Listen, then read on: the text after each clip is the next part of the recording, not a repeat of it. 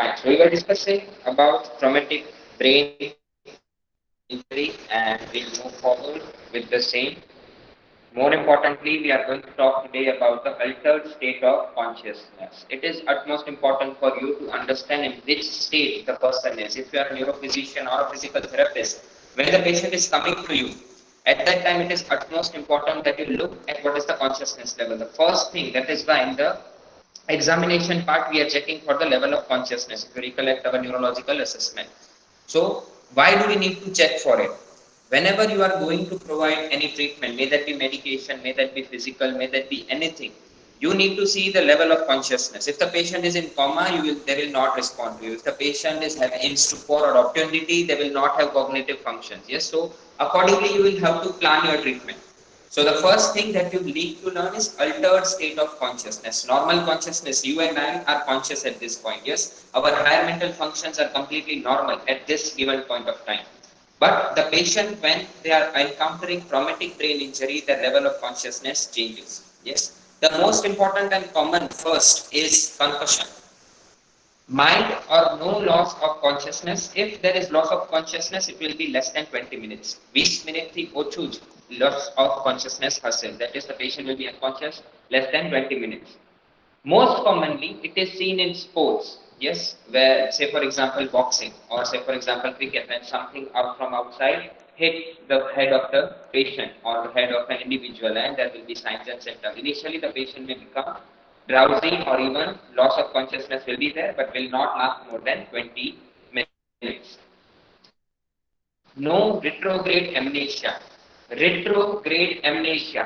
Retrograde means something that has already happened. Retro means past. Yes, retrograde amnesia. Just before the accident or just before the trauma, what happened, the patient will not be able to remember. But that is not present in concussion. So memory will not be affected. Memory will be normal. We are going to see other states of consciousness. Retrograde amnesia thase patient can cause diffuse axonal injury. Yes, diffuse axonal injury. We talked about gray and white matter junction. Jhan to injury thase, density is very high. So at that time, the complete loss of axons will be there and permanent changes will be there. Irritability, the patient will be highly irritable. Difficulty in reading, so again cognition is affected. Distractibility, and some point memory loss may be there, but it is rarely seen. No retrograde amnesia, but long-term memory may be affected. Second, coma, as you are all aware, no response. All the functions of the cerebrum, all the brain is completely statured, or you can say completely stopped. Yes, only the vitals are being maintained. So complete state of arrest of all cerebral functions, state of unresponsiveness to even strong noxious stimuli, eyes are closed. So no matter what you do, the patient will not respond. Yes, so that is what is termed as coma. If the patient is in coma, GCS will be 3, Glasgow Coma Scale. Why? There will be no response to all the 3 main domains of Glasgow Coma Scale. And the minimum score for Glasgow Coma Scale is 3. Scale is from 3 to 15, which is maximum. 15 is maximum. We are having 15 at this point if you are awake completely. Within 2 to 4 weeks, patient begins to awaken. So after the injury, within a month, there are chances the patient will come out of the coma. Grimacing to pain associated with localized motor response. This is after the patient comes out of the coma. So the level of consciousness changes. It may come to delirium, may come to stupor or obscurity also. Loss of hearing. Yes, even the hearing stimuli is not there. Abnormal palate and tongue movements. Yes, so the tongue is also controlled. Again, it is a muscle. So it is controlled by the brain, motor response of the brain. So that is also lost. The tongue will not be in complete control, and because of that the tongue may fall backwards, and if it falls backwards it will obstruct the larynx and pharynx and directly will hamper the breathing process also, which may lead to the death of an individual. Loss or distortion of taste. So taste will also be affected. This is a special sense directly leading to loss, and there will be coma. After coma comes stupor. Generalized unresponsiveness, but patient reacts to painful stimuli through some bodily movement. So directly coming after the coma is stupor. Yes, the patient will not be alert, will not be oriented, and કાંઈ જ ખબર નહીં પડે, પણ તમે એને stimuli આપશો, pinch કરશો, તો there will be generalized body response.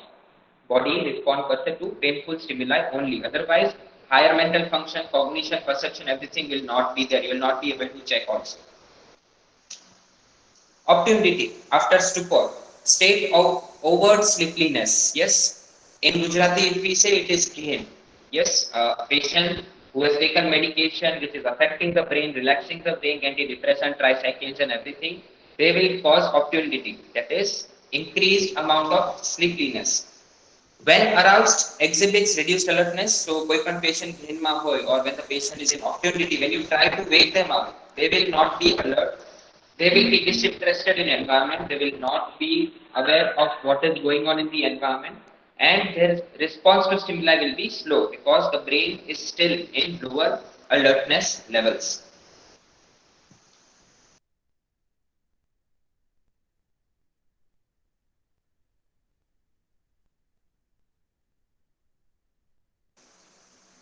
Yes, so obtumbity is when the patient is not responsive or the patient is over drowsy. Yes, you can say drowsy is the word for obtumbity. Delirium, the next altered level of consciousness. Noted when the patient comes out of a state of unconsciousness, completely out of unconsciousness, the patient comes out. Patient is loud, agitated, offensive. You might have seen in movies. A person is sleeping or because of the trauma he is hospitalized. अचानक જ ઊભા થશે, rapidly they will be very loud. Where am I? What is happening? They will be very agitated and offensive. Offensive means anyone near them will start beating them. Why am I here? For what reason? Yes. Why this happens? Because they are disoriented. Yes, they are not oriented to the place where they are, what time it is, everything. They have fear. Yes, why they are at that place. And misinterpretation of sensory stimulus. When you are going to provide sensory stimulation at that time, they will misinterpret it. Even when you try to touch the patient will be highly offensive. So this is something, if the patient directly comes out of unconsciousness, they will be very offensive, very loud, and completely agitated. Agitated means there will be anxiety. Yes, that happens all because of disorientation, fear, and misinterpretation of sensory stimuli. Clouding of consciousness. Clouding. Yes, that means consciousness is normal. But because of some other pathology, the patient is not able to clearly understand or perform some actions. It will be a state of confusion, that is, the patient will not be able to think properly. There will be distractibility, that is easily distractible. Whenever you are talking to someone and there is some noise, they will be distracted from what talking or what matter or topic was going on. Faulty memory, their memory will be affected, specifically short term and then, immediate recall and then short term memory will be affected. And slowed response to stimuli. So again, the response to stimuli will be affected in almost all altered level of consciousness. When you are going to provide any sensory stimulation, it will alter. There will be slowed response compared to a normal healthy individual. And this we talked about persistent vegetative state, that is characterized by they are wakeful but reduced responsiveness with low evidence cerebral cortical functions. So cortical functions, cognition, perception, all these functions, higher mental functions will be affected, and the patient still will be wakeful. જાગૃત છે, બધું કરે છે. But when you ask them to perform something complex, they will not be able to do it. So that is persistent vegetative state. Persistent vegetative state is normally seen in traumatic brain injury. Very normally seen, very commonly seen in traumatic brain injury patients. So this is one of the important terms that we need to remember. So this was about the altered levels of consciousness. We'll again discuss. The first was concussion. Concussion means directly because of the injury, there is irritability, decreased in difficulty in reading, highly distractible, and memory loss. Coma, that is no response no matter what you do, even to noxious, painful stimuli. After that, stupor, that is generalized unresponsiveness, but patient will react to painful stimuli. Yes, patient is unconscious, but તમે એને pinch કરશો, then there is a response that is termed as stupor. Obtumbity, just after waking up from, you can say, coma, the patient will be oversleepy. Yes, or because of the medication, the patient becomes oversleepy, and this you can say is because of the alertness is reduced. There is disinterest in environment and slow response to the stimuli. So slow response is always there from obtumbity up to persistent vegetative state. Delirium, noted when the patient comes out of the state of consciousness. अचानक જ ઊભા થશે, There will be shock that they will be going through, and the patient will be loud and offensive. That is the main thing of delirium. Clouding of consciousness, because of some pathology, they are not able to perform certain actions. They will be highly confused, distractible, fault in the memory, and again, slow response to stimuli. Persistent respiratory state, as we described, most commonly seen in traumatic brain injury patients, very full. I'm right now, when the patient, I'll be wakeful, I'll be aware of what is going on and everything, but I will not be able to perform tasks. Yes, not because my perception is affected, just because there is traumatic brain injury which has led to all the higher mental function affection.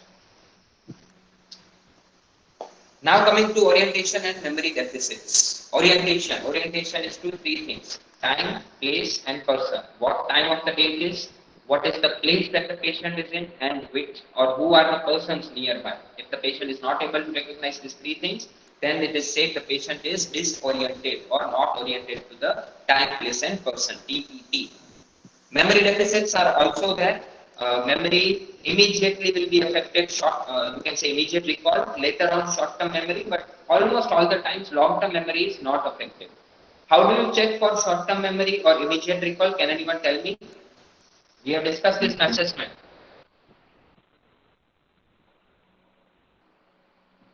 How can we check for immediate recall, first of all? કઈ રીતે check કરી શકાય? What will be the question or what will you ask the patient to do? Yes, you can unmute yourself. That is completely fine.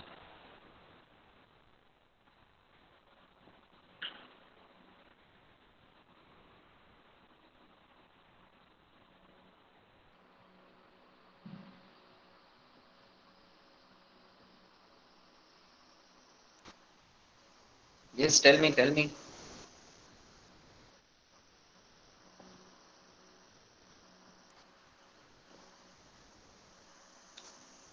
Where are you? Or that is asking about, okay, to a limit, yes, you can check memory through that also. When the first time you are meeting the patient or you are asking or teaching him something new and immediately you tell him to recall your name or the exercise that you are performing today that you have already taught, that will be the ideal way to check for immediate recall. Yes. Then short-term memory. Short-term memory means something that you have performed in last 1 or 2 days. Say for example, the patient is coming to you for 2 or 3 days and you ask them what exercise have we done on the first day. Yes. Or what all things they have done from the morning at their house. If they are coming in the afternoon or evening. That all things will tell you the short-term memory. And long-term memory are the exact dates on which an accident happened, their birthdays, their anniversaries, anything. So that is how you check for the memory deficits. Post-traumatic amnesia, as we talked about retrograde amnesia. So post-traumatic amnesia, as the name suggests, after the trauma, amnesia. Amnesia is loss of memory. Time between the injury and time when the patient is again able to remember ongoing events. Yes, so a specific time, say for example, I am getting injured today, my brain is getting injured today. After that, till what time I am not able to remember this phase. Maybe before trauma or after the trauma, I am not able to remember what has happened. If I was hospitalized, if I stayed in the hospital before trauma, on which road and what time was I hit by something, if that is a case in traumatic brain injury. So accordingly, there is anterograde amnesia and retrograde amnesia. We commonly see with the patients of traumatic brain injury, retrograde amnesia. That is something that has already happened in the past, and that is the patient is not able to recall. Thank you, Shehu. Just before the trauma, what happened, the patient is not able to remember. Yes, so partial or total loss of ability to recall events that have occurred during period immediate before the brain injury, just preceding the brain injury. So just before the brain injury, the patient cannot remember how he got hit or on that day, if that was morning, afternoon, evening, at what time, at which road, how this happened. Patient will not be able to remember. That may be partial or even total loss. Yes, you might remember the movie Jab Tak Hai Jaan. Yes, Shah Rukh Khan. So in that he was having retrograde amnesia. He forgot almost 5 to 10 years, whatever the duration was. He completely forgot those. So that is an example of retrograde amnesia.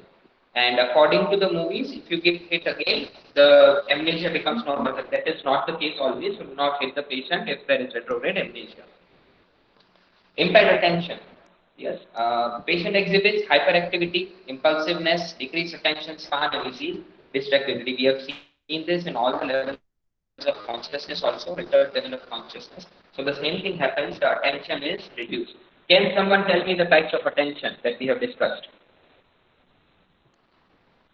Just name them.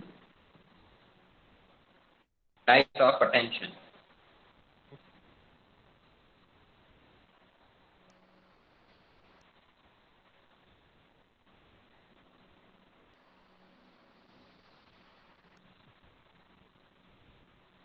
See, assessment, if you keep forgetting, then there is no use of going into detail of each we are talking about. If you don't know how to assess, it will be very difficult for you to plan anything, neither on the part of neurophysician, medication, or even physical therapy. I took that time over lectures for assessment so that in future, when you are going to study all the conditions, may that be neurology, may that be cardio, may that be any other GMS or anything, you will be able to understand why and how to assess. If you don't understand that, diseases won't matter. You will learn diseases, you learn this many times in other ways. Say for example in medicine, say for example in pharmacology, all things you've already studied. Yes, why are we doing this? So that you match things. Yes, this is assessment, this is the condition. How to write these both together. Yes, that is what is the main aim of teaching you all this in detail. Yes. So what is, okay, tell me the types of attention. This is no exam. If it is wrong, it is fine. Yes, sustained, divided, selective. Anything else? Alternative. Very yes. Attention, all potentially patient from it depending on the type of the injury.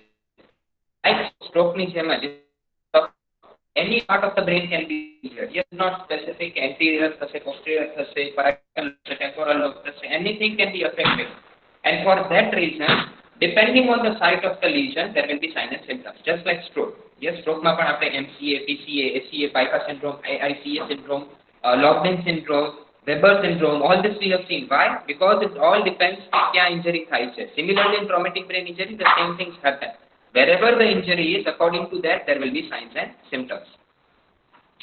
Impaired insight and safety awareness. We talked about this last lecture. Yes, if the chair is kept near the door, you will not actually go through the chair. You hit yourself. Yes, that is that the patient loses.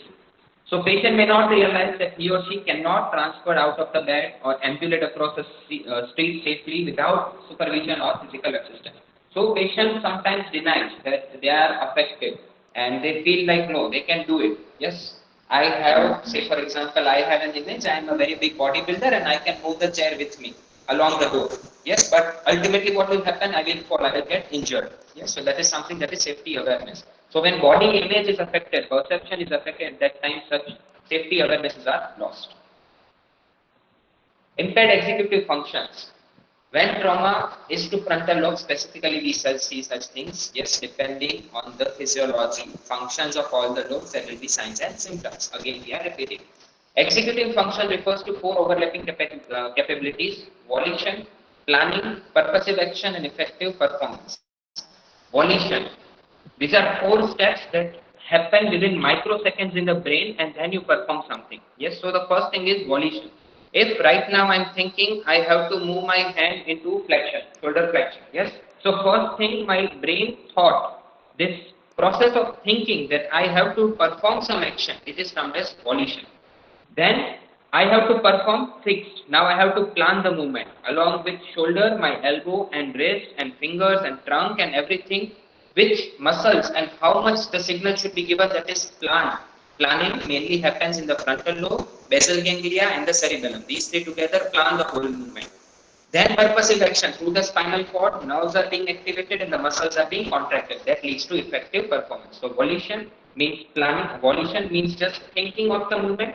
Then comes planning part, that is the brain plans the whole movement, which muscle and how much they will be contracting. Then comes execution, that is purposive action through the spinal cord. It is sending signals to the nerves, peripheral nerves, and the muscles. And there comes performance. Yes, so a muscle performance करनी हो, only to close this fist from the open, I have to do four movements or four processes: volition, thinking, planning, plan the whole movement, action, sending the signal to the muscles, and four, performance. Yes. So this will be impaired. This is one of the executive functions. So you can say motor functions will be completely impaired. Locked-in syndrome, we talked about, Munna Bhai MBBS, Anand Bhai. Yes, so occurs rarely and can be confused with coma. Patient cannot move any part of the body except the eyes, but is able to think and is conscious. If you remember Munna Bhai MBBS specifically, that Anand Bhai used to respond to Sanjay Dutt's questions, yes, with yes or no by blinking of the eyes. So the patient still has motor response of the eyes, but overall the patient cannot move at all. Abnormal tone. Now coming to the tone. Now we know when the brain is injured, it is something that is termed as UMN. Yes, upper motor neuron lesion. When upper motor neuron lesion is there are main chances there will be spasticity. Yes, but here we are going to talk even about rigidity. Why? Because when basal ganglia is affected, Parkinson's disease, if you recollect, cardinal sign, rigidity. Yes, so rigidity will be there if basal ganglia is affected. So in here we are going to see two main types of rigidity: decerebrate and decorticate. As the name suggests, decerebrate, cerebrum is affected, and decorticate, that is cerebellum, will be affected. Superior colliculus part of the cerebellum will be affected. So decerebrate rigidity means upper extremity will be in flexion and lower extremity will be extension. Decorticate means upper extremity and lower extremity both will be in complete extension. Yes, if I have to demonstrate it to you, this is the way it will be: decerebrate and decorticate. You can see the difference: abnormal flexor posture and abnormal extensor response. Yes. In either way, wrist and fingers always remain in flexion. It is the shoulder and elbow that define the motion. Yes, specifically elbow. So two main types: decerebrate, decorticate. Both are seen in traumatic brain injury, will never be seen in stroke. One of the important diagnostic or differentiating features between stroke and traumatic brain injury, TBI. Sensory impairment, we have already discussed this in stroke, so might include impairment in light touch, pain, deep pressure, temperature, proprioception, kinesthesia. What is the difference between proprioception and kinesthesia? Can someone tell me? Proprioception and kinesthesia must no difference, right?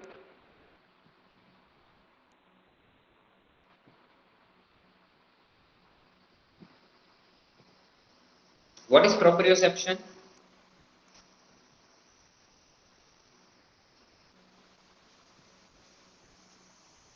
Unmute yourself, that is fine. In writing, it will take time. You can unmute yourself directly.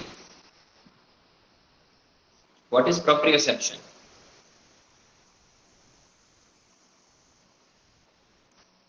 Kinesthesia. Sense of joint, Yes, Pooja. proprioception is sense of joint position, and kinesthesia means sensation of joint movement. Kinesthesia is, what is the difference? Sensation of joint movement. Sensation of joint movement. Very true. So proprioception is the sense of joint position. Right now I'm not performing any motion and my brain is still aware that my shoulder is in one position, that is neutral position, not in flexion, not in extension, not in protraction, not in retraction. If I'm keeping my hand here, it is in flexion, elbow is in extension, wrist and fingers are extended. All this information, when the movement is not occurring, is provided to the brain through proprioceptors, spatial receptors. Yes, so this information is provided, that sense is termed as proprioception. When I'm doing the motion, yes, and due to this motion, other receptors are being activated and they send this signal directly to the brain. That is termed as the sense of kinesthesia. Overall, you can say kinesthesia is a part of proprioception. Yes, the whole sense together, may that be of a joint, moving or stable, static or dynamic, that is proprioception. But when it is moving, specifically it is termed as kinesthesia. That is the main difference. There might also be numbness, tingling, loss of somatosensory function, hypersensitivity to light or noise. So photosensitivity will be there, and hypersensitivity to noise can also be there for such patients.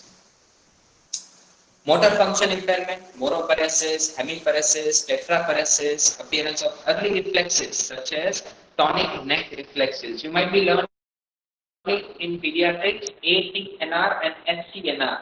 Have you already learned it? Do you know what is ATNR and STNR?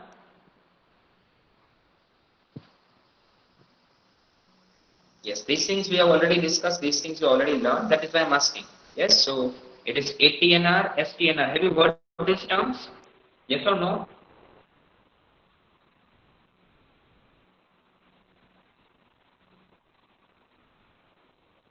Heard these terms or not?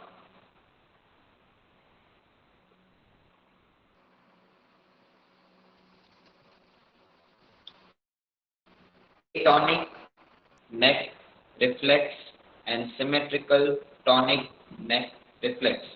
Asymmetrical tonic neck reflex and symmetrical tonic neck reflex. This means when the baby's head up to 3 to 4 months is moved on one side, yes. Say for example, if the baby is supine blind and passively you are moving the head of the baby on one side, what's the response? The side facing the frontal lobe, the side with your tongue in will go for extension, extension of the whole extremity, and the side that is on the occipital side will go for flexion. Yes, complete flexion. This will be the posture that is termed as ATNR. STNR means flexion of the baby completely into the flexion of the head of the baby will give flexor response of upper extremity, and extension will give extension response of the upper extremities. That is ATNR and STNR. Both of these are present in child. Up to 3 to 4 months they are normal. When the patient is having traumatic brain injury at the age of 30 years, 35 years, 50 years, whatever the age is, then these symptoms or these reflexes come back. Yes, why does this happen? Understand reflexes, neonatal reflexes that we are talking about, ATNR, STNR, Doyle-Zeit phenomenon, or rooting reflex, sucking reflex, all these reflexes are basic reflexes which we learn over time. Yes, say for example, sucking reflex or rooting reflex. Why does this happen? શું કામ આપણે rooting reflex ને sucking reflex normal baby માં જોવા મળે? Because it helps the patient to feed. It helps the baby to feed from the breast of the mother. So if it is not there, the patient will never learn how to drink. Yes, or how to suck. If they don't know how to suck, they will not get nutrition, they will die. So you can say primary or this neonatal reflexes form a basis through which you can survive. Same things. After 3 to 4 months, the reflexes become voluntarily. જ્યારે પેશન્ટને કરવું હોય ત્યારે કરી શકે. ત્યારે sensory stimuli ના જોઈએ. પહેલા રિફ્લેક્સ છે, કોઈ સેન્સરી સ્ટિમ્યુલાઈ જોઈ, પછી જ રિસ્પોન્સ આવે. Say for example, ATNR. Moving the head is the sensory stimuli. Then only there is response. Yes. પછી પેશન્ટ હું હમણાં આમ કરીશ તો મને I will not be able to directly through reflexly move the hand into extension and flexion on the occipital side. It will be voluntary. Whenever I wish to do, I can do it. So the brain learns voluntary action. પહેલા involuntarily reflex હોય એને આપણે voluntarily learn કરીએ, and then it is integrated in our motor functions. But here the brain is injured, so the voluntary functions again lost. Yes, જે પણ શીખ્યા હોય that is completely lost. So all these reflexes come back so that the patient can survive. Yes. Also, cranial nerve injuries are very common. All the cranial nerves injuries and their assessment we have already talked about. So all these are very commonly seen in patients of traumatic brain injury, depending on the site of lesion. Visual perceptual impairments, as you are already aware, hemianopsia, cortical blindness, partial neglect, apraxia, somatognosia, rectoid discrimination, agraphia, all these are common in patients with traumatic brain injury, specifically parietal lobe. Swallowing impairment, there will be dysphagia. Behavioral impairment, there will be apathy, uncontrolled anger, lack of concentration, impulsiveness, egocentricity, hyperactivity, depression, inappropriate sexual behavior, irritability, and euphoria. All these terms we have already come across Apathy means the patient is not sympathetic to something. Yes, they do not have feelings, or you can say they are cold-hearted. Yes, they will not think about what will the other person think of me, or will not react to a situation where they should. That is apathy. Uncontrollable anger, as we talked about in the levels of consciousness. Yes, if the patient wakes up without from directly unconscious level, they will be very irritable, and they will be very offensive. So that is anger. Lack of concentration. Concentration is a higher mental function that will be altered. They will be highly impulsive and egocentric. Whenever you ask such a patient to do something repeatedly, you will hurt their ego. Yes, and in turn, they will not respond to you. Why do we need to understand this? If you try to repeat the same commands, or you don't explain the patient why you are doing this, the patient will take it on their ego, will never respond to your treatment. Yes, so egocentricity is one of the phenomena that we should keep in mind while you are treating the patient. As a physical therapist also. Hyperactivity and depression. Long term, all neurological conditions are going to cause depression, because the patient may or may not be able to cope up with the situation or the disease. Inappropriate sexual behavior, irritability, and euphoria. Euphoria means excessive amount of happiness. Yes, what we term as cloud nine. Yes, so that is euphoria, excessive amount of happiness. Communication will also be impaired. So excessive or receptive aphasia, Broca's aphasia is much more common compared to Wernicke's aphasia. Reading comprehension and written expression deficit. Language skill deficit, dysarthria, that is difficulty in articulation, speech production, word production, sound production is impaired. Auditory deficits will also be there. So hearing impairments be there. Why hearing impairments will be there? As we talked about, cranial nerve affection is normal. Eighth cranial nerve. Yes, vestibulocochlear nerve is responsible for hearing. So that may also be affected, and hence auditory deficit may be there. Okay. Till here, we'll keep it till here. Indirect impairments, you've already seen. It will be a short revision what you have seen in stroke itself. So the same thing we are going to repeat in the next lecture. Any doubts till now? You are free to ask. Yes or no in the chat, everyone.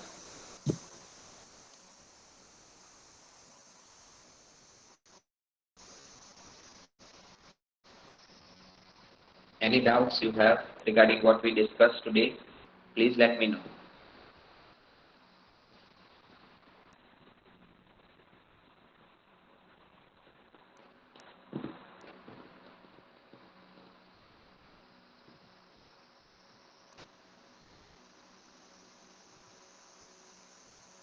Okay, fine. So we'll keep it here. Today probably we'll be completing traumatic brain injury as to what I think. So we have 2 lectures today. So we'll try to complete as much as possible. Yes. Okay. Have you taken the attendance? Sure. Okay, fine. So we'll keep it till here.